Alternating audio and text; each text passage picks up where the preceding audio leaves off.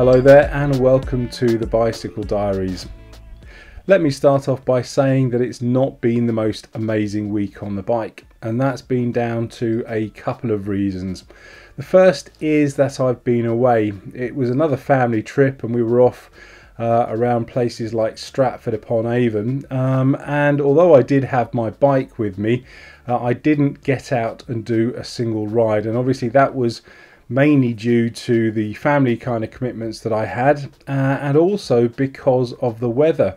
The weather was just horrendous. It started off reasonably okay, and then as the week progressed, it started raining. There was some torrential rain, so that made cycling somewhat challenging. And then towards the end of the week, a tropical storm started moving in, and it was blowing gusts of up to 70 miles an hour, and obviously that's not very sensible to cycle in. I have managed to go out and do one ride this week, and that was just before we went away. I went out and rode the Buns Bent and Hoe route, and I was doing fairly well, doing a fairly quick time, but unfortunately I got about 3/4 of the way round and I punctured. Now normally I would just repair the puncture and then be on my merry way, but I'm testing out a bike with a couple of new things on it, and one of them is tubeless tyres. Now this is only the 5th ride that I've done on the tubeless tyres, and I was under the impression that tubular tyres were pretty good as far as punctures went. I've heard stories of people saying that they've ridden for literally years on tubeless and not had a single puncture. And like I say, this is only my 5th ride. It's only 200 kilometers in, and lo and behold, I get a puncture. Now I identified what it was. It was a fairly big flint in the tube there, or in the tyre. And once I took the flint out, I was expecting to see some sealant, and I didn't see any. So I'm kind of suspecting that there wasn't any sealant in there to begin with. So basically I called my other half, she came out, picked me up and then brought me home. So now I've got to try and figure out how to repair this tubeless tyre. And I'll be completely honest here, I haven't got the first idea.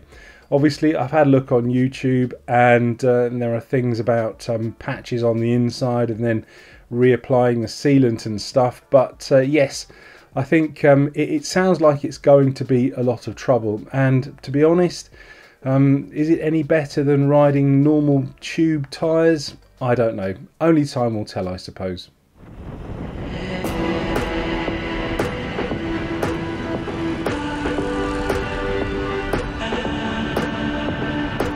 Now many people have been commenting about my Karoo cycling computer wobbling about in the mount, and yes indeed, I can see it myself. It wobbles around something terrible, and that's because it's using the Halfords mount that I was talking about in the vlog a couple of weeks ago. Basically it's not really designed for the Karoo, and although the foot on the Karoo has been replaced, I don't think the actual mount part is sufficiently tight enough. Now many people have been very kind enough to kind of send me suggestions about what to do, including things using gaffer tape or electrician's tape just to pack that the mount out so that it's slightly tighter. So I'll probably try some of that. Apart from that, the really cheap Halfords mount isn't bad actually. It's long enough to accommodate the length of the Karoo on the stem there, and it's also got a very convenient little GoPro mount. So if I'm in that kind of mood, I can just hang the GoPro underneath the Karoo and get some fairly clean forward-looking shots from the bike. The other piece of news about the Karoo is that Hammerhead have announced that the Karoo 2 will be available for pre-order next week. So if you've been trying to get hold of the original Karoo, you'll know that they've been completely unavailable. Basically Hammerhead just don't have any more in stock, and everybody's now waiting for the Karoo 2. So hopefully you'll be able to pre-order that next week, and I've heard rumours, not official ones mind, that the Karoo, the Karoo 2 will be available to actually be shipped round about October, November time, but don't quote me on that because, as I say, it's a completely unofficial rumour. Obviously, my lack of cycling this week is going to have some sort of impact on my upcoming cycling trip in Tuscany in about 10 days' time. The trip itself is going to be pretty tough. There's 6 days of cycling with about 500 kilometres of cycling and about 820 metres of climbing. So it's going to be pretty tough. And obviously not doing any exercise this week might reduce my fitness for that. But having said that, it doesn't hurt from time to time to just have a week off the bike and let your muscles recover. And hopefully that will sort of reset my fitness, repair any damage that I've been doing over the last couple of weeks and stand me in good stead for my trip to Tuscany.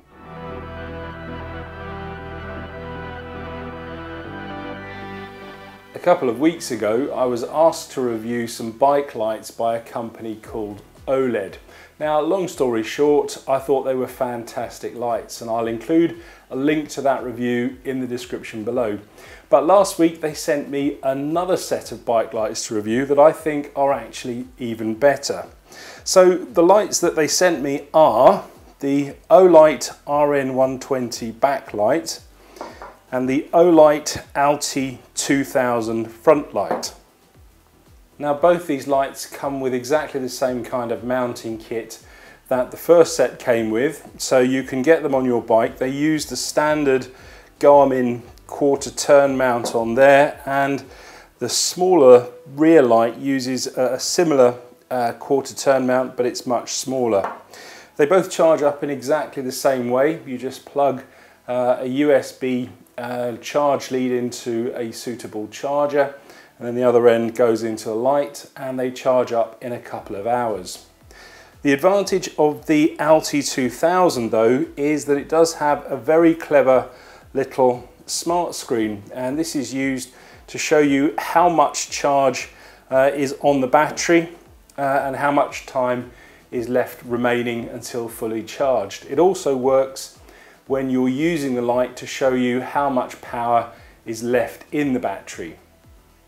The other great thing about the Alti 2000 front light is that the battery is removable. Now, rechargeable batteries only have a certain amount of charge cycles in them, and when this battery reaches the end of its life, you can simply undo this, remove the battery and replace it. And I would imagine you can buy the replacements from Olight themselves. So let's have a slightly closer look at the RN120 backlight. It's quite a bright little light. It has several modes, and the maximum output of this is 120 lumens, which is actually pretty bright. It also has an ambient light sensor and a smart motion sensor. It's waterproof and it is impact resistant up to 1 meter. You can vary the brightness on the RN120, and if you're using it on full power, so full brightness, that will give you about an hour and a half's battery life, but if you use it on the low power, you get about 5 hours and 10 minutes from it. Going over to the Alti 2000, this is a really bright bike light. It's really going to get you seen, and it's really going to help you see where you're going in the dark. It has a light output of 2000 lumens, which is absolutely incredible. It's also waterproof and impact resistant to 1 meter, and if you're using it on the low brightness mode, it will give you up to 5 hours of run time. Now, the last time I reviewed the Olight bike lights, many people said that I could have shown them working at night, and yes, I suppose I could have done, but the problem there is that you're not really demonstrating how good the bike lights are. You're actually demonstrating how good the camera is and the light sensitivity of the camera. So I think you just have to take my word for it that they are really bright bike lights. They work absolutely fantastically, and if you're looking to buy a set of lights, you could really do yourself a favour and invest in these two from Olight. And the good news there is that they are having a bit of a sale. So if you use the code below in the description, you get a bit of a discount. Plus, I also earn a little bit of commission. So you'll be helping me and the channel out as well. So let's have a very quick look at the numbers. And this week I have ridden 50 kilometers.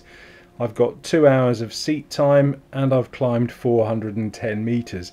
And that brings the year's total to 3,869 kilometers ridden, 167 hours of seat time, and I've climbed 24,072 meters. And if we go over to Strava, we can see that on Monday my fitness score was 60, and then on Saturday it was 54.